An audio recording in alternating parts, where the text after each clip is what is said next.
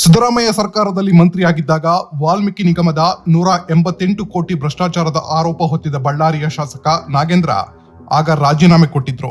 ಅಧಿಕಾರಿಯೊಬ್ಬರ ಸಾವಿನ ಬಳಿಕ ನಾಗೇಂದ್ರ ಜೈಲಿಗೂ ಹೋಗಿ ಬಂದಿದ್ರು.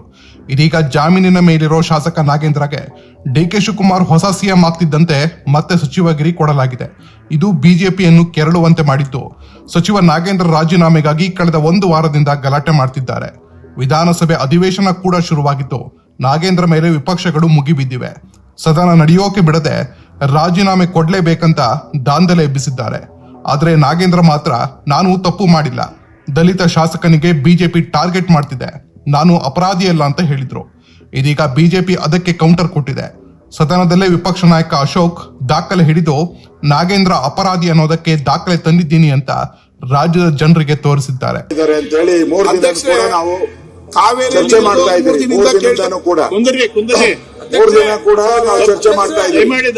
ನಮ್ಮ ಉದ್ದೇಶ ಇರ್ತಕ್ಕಂಥದ್ದು ಒಬ್ಬ ನಾಗೇಂದ್ರಗೋಸ್ಕರ 224 ಸದಸ್ಯರ ವಿಚಾರ ಮಾತಾಡಕ್ಕೆ ಒಂದು ಹಕ್ಕನ್ನ ಚ್ಯುತಿ ಆಗ್ತಾ ಇದೆ. 224 ಸದಸ್ಯರ ಹಕ್ಕನ್ನ ಚ್ಯುತಿ ಆಗ್ತಾ ಇದೆ.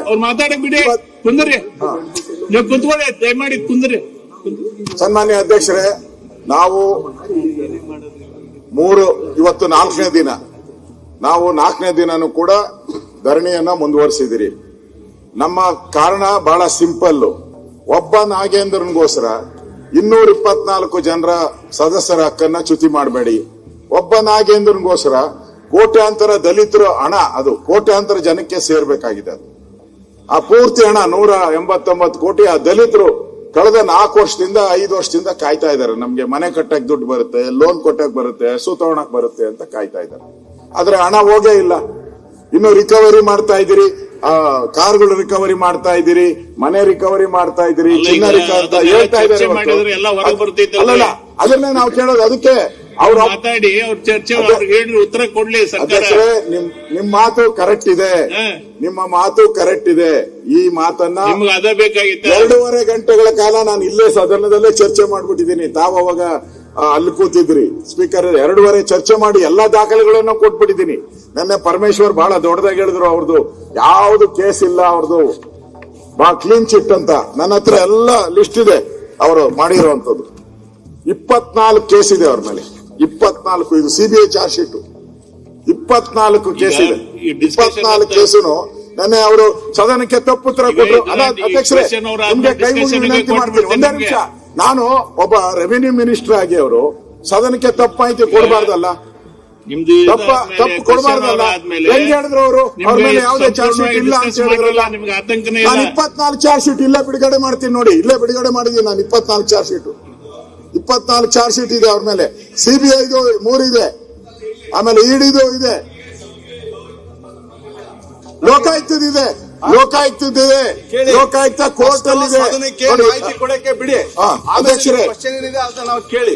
ನೀವು ಅದನ್ನ ಮಾಡಕ್ಕೆ ಅಲೋ ಮಾಡಕ್ಕೆ ಬಿಡ್ತಾ ಇಲ್ಲ. ನೀವು ಅದನ್ನ ಕೇಳಿಸ್ಕೊಳಕ್ಕೆ ತಯಾರಿಲ್ಲ. ಅಧ್ಯಕ್ಷರೇ,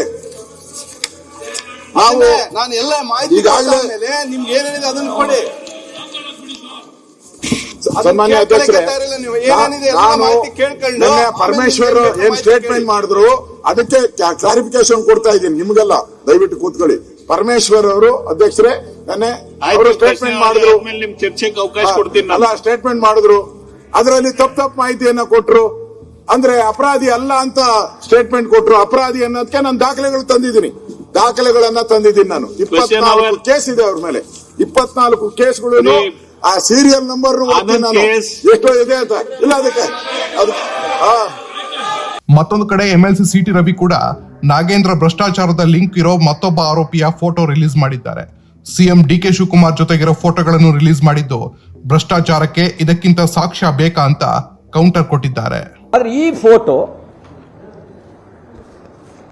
ನೋಡಿ, ಇಲ್ಲಿ ತಲೆ ಬಗ್ಗಿಸ್ಕೊಂಡು ಕೂತಿರೋನು ಸ್ಪೆಷಲ್ ಏರ್ಕ್ರಾಫ್ಟ್ ನಲ್ಲಿ, ಈ ಭಾಗದಲ್ಲಿ ಕೂತಿರೋನು Nekkunti Nagaraju, one of the accused.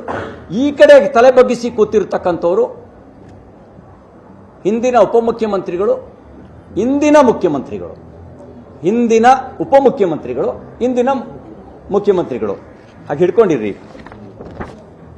ಇದು ನೆಕ್ಕುಂಟಿ ನಾಗರಾಜು. ಸನ್ಮಾನ ಹಿಂದಿನ ಉಪಮುಖ್ಯಮಂತ್ರಿಗಳಿಗೆ ಇಂದಿನ ಮುಖ್ಯಮಂತ್ರಿಗಳಿಗೆ ಇದು ಇಟ್ಕೊಳ್ಳಿ. ಇದು ಹಿಂದಿನ ಮುಖ್ಯಮಂತ್ರಿಗಳಿಗೆ ಅವ್ರ ಮನೆಯಲ್ಲಿ ಇದು Nekkunti Nagaraj one of the accused. ಇದು ಈಗಿನ ಮುಖ್ಯಮಂತ್ರಿಗಳ ಜೊತೆಗೆ ಏರ್ಪೋರ್ಟ್ನಿಂದ ಸ್ಪೆಷಲ್ ಫ್ಲೈಟ್ನಿಂದ ವಾಪಸ್ ಬರ್ತಾ ಇರೋದು. ಇದು ನಾಗೇಂದ್ರ ಜೊತೆಗೆ ಫೋಟೋ. ಇದು ನಾಗೇಂದ್ರ ಜೊತೆಗಿನ ಫೋಟೋ. ಇನ್ನೊಂದು ಇಟ್ಕೊಳ್ಳಿ. ಇದು ನಾಗೇಂದ್ರ ಜೊತೆಗಿನ ಫೋಟೋ.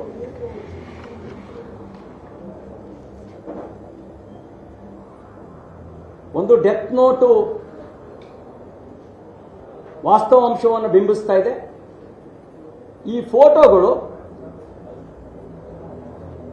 ಕಿಂಗ್ ಪಿನ್ಗೂ ಸಚಿವರಿಗೂ, ಕಿಂಗ್ ಪಿನ್ಗೂ ಕಾಂಗ್ರೆಸ್ನ ಮುಖಂಡರುಗಳಿಗೂ, ಕಿಂಗ್ ಪಿನ್ಗೂ ಮಾಜಿ ಮುಖ್ಯಮಂತ್ರಿಗಳಿಗೂ ಇರುವ ಗಹನವಾಗಿರ್ತಕ್ಕಂಥ ಸಂಬಂಧವನ್ನು ಸೂಚಿಸ್ತಾ ಇದೆ. ಸ್ಪೆಷಲ್ ಏರ್ಕ್ರಾಫ್ಟ್ನಲ್ಲಿ ಸಾಮಾನ್ಯ ಜನ ಮುಖ್ಯಮಂತ್ರಿಗಳ ಜೊತೆಗೆ ಒಟ್ಟಿಗೆ ಹೋಗ್ಲಿಕ್ಕಾಗಲ್ಲ. ವಿಶೇಷವಾಗಿರೋ ಜನ ಮಾತ್ರ ಹೋಗ್ಲಿಕ್ಕೆ ಸಾಧ್ಯ. ಸ್ಪೆಷಲ್ ಯಾರಿರ್ತಾರೆ ಅವರು ಮಾತ್ರ ಹೋಗ್ಲಿಕ್ಕೆ ಸಾಧ್ಯ. ನೆಕ್ಕುಂಟಿ ನಾಗರಾಜು ಆತ ನಾಗೇಂದ್ರ ಮತ್ತು MD ಪರಶುರಾಮ್ ಅಕೌಂಟೆಂಟು ಒಟ್ಟಿಗೆ ಶಾಂಗ್ರಿಲಾ ಹೋಟೆಲ್ನಲ್ಲಿ ಮೀಟಿಂಗ್ ಮಾಡ್ತಾರೆ. ಅಲ್ಲಿ ನಾಗೇಂದ್ರ ಒಂದು ಮೌಖಿಕ ಸೂಚನೆ ಕೊಡ್ತಾರೆ. ನೆಕ್ಕುಂಟಿ ನಾಗರಾಜು ಒಂದು ಪ್ರಪೋಸಲ್ ತಂದಿದ್ದಾರೆ, ಅವನಿಗೆ ಸಹಕಾರ ಕೊಡ್ರಿ. ಯಾವ ಪ್ರಪೋಸಲ್ಲು? ದಲಿತರ ಅಭಿವೃದ್ಧಿಯ ಪ್ರಪೋಸಲ್ ಅಲ್ಲ, ಕಲ್ಯಾಣದ ಪ್ರಪೋಸಲ್ ಅಲ್ಲ, ದಲಿತರ ಹಣವನ್ನು ಲೂಟಿ ಹೊಡೆಯುವ ಪ್ರಪೋಸಲ್. ಇಂತಹ ಹಿನ್ನೆಲೆ ಇರ್ತಕ್ಕಂಥವ್ರನ್ನ ಮತ್ತೆ ಮಂತ್ರಿ ಮಾಡಿ ಕಾಂಗ್ರೆಸ್ ಪಾರ್ಟಿ ರಾಜ್ಯದ ಜನರಿಗೆ ಏನು ಸಂದೇಶ ಕೊಟ್ಟಿದೆ? ನಾನು ಮುಖ್ಯಮಂತ್ರಿಗಳಿಗೆ ಹೇಳಕ್ ಬಯಸ್ತೇನೆ, ನಿಮಗೆ ಚಾರ್ಲ್ಸ್ ಸೋಬ್ರಾಜ್ ಅವರು ಮೀರಿಸೋರೇ ನಿಮಗೆ ಸಚಿವ ಸಂಪುಟದಲ್ಲಿ ಇರಬೇಕು ಅಂತ ಬಯಸೋದಾದ್ರೆ ಅವ್ರಿಗೆ ಯಾಕೆ ಬರೀ ಅಂಕಿಅಂಶಗಳ ಖಾತೆ ಕೊಟ್ಟಿದ್ದೀರಿ? ಫೈನಾನ್ಸೇ ಕೊಟ್ಬಿಡಿ. ಒಂದು ನಿಗಮದಲ್ಲೇನೆ 187 ಕೋಟಿ ಹೆಂಗ್ ಟ್ರಾನ್ಸ್ಫರ್ ಮಾಡಬೇಕು ನಕಲಿ ಖಾತೆಗಳಿಗೆ ಅಂತ ಎಕ್ಸ್ಪರ್ಟೈಸ್ ಇರುವಂತ ಮನುಷ್ಯನನ್ನ ನೀವು ಸರಿಯಾಗಿ ಸದುಪಯೋಗ ಪಡಿಸ್ಕೊಳ್ಬೇಕು. ಫೈನಾನ್ಸ್ ಡಿಪಾರ್ಟ್ಮೆಂಟ್ ಕೊಡಿ ಅವರಿಗೆ. ಆಗ ನಮ್ಮ ರಾಜ್ಯದಲ್ಲಿರೋ ಎಲ್ಲ ಖಜಾನೆ ಹಣವನ್ನು ದೇಶದ ವಿವಿಧ ಖಾತೆಗಳಿಗೆ ಟ್ರಾನ್ಸ್ಫರ್ ಮಾಡಿಸ್ಕೊಂಡು ಲೂಟಿ ಹೊಡಿಬಹುದಲ್ಲ. ಈ ವಿಷಯದಲ್ಲಿ ಜಾತಿಯ ಬಳಕೆ ಮಾಡೋದು ಆ ಸಮುದಾಯಕ್ಕೆ ಮಾಡುವ ಅಪಮಾನ. ಯಾವುದೇ ಸಮುದಾಯ ಲೂಟಿಕೋರರನ್ನ ನಮ್ಮವನು ಅಂತ ಭಾವಿಸೋದಿಲ್ಲ. ಸಮುದಾಯದ ಹಣ ಲೂಟಿ ಹೊಡೆದವನು ನಮ್ಮವನು ಅಂತ ಭಾವಿಸೋದಿಲ್ಲ. ಮತ್ತು ಸಂವಿಧಾನ ಕಳ್ಳನನ್ನ ಕಳ್ಳ ಅಂತ ಹೇಳಕ್ ಹೇಳುತ್ತೆ ಹೊರತು ಕಳ್ಳ ಯಾವ ಜಾತಿಯವನು ಅನ್ನೋದ್ರ ಮೇಲೆ ಅವನು ಕಳ್ಳ ಹೌದೋ ಅಲ್ವೋ ಅಂತ ಕಾನೂನು ತೀರ್ಮಾನ ಮಾಡಲ್ಲ. ಇನ್ನೊಬ್ಬ PA Nagaraju, he is also one of the accused. ಅವನ ಪಾತ್ರದ ಬಗ್ಗೆಯೂ ಕೂಡ